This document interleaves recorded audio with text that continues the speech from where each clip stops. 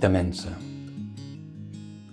Sempre has temut aquest paper desert i aquesta blancor que d'alguns vells horitzons l'esguard et priva. Però mires més enllà del silenci i d'aquesta quietud i el pensament demanes no saps quina herència o fortuna.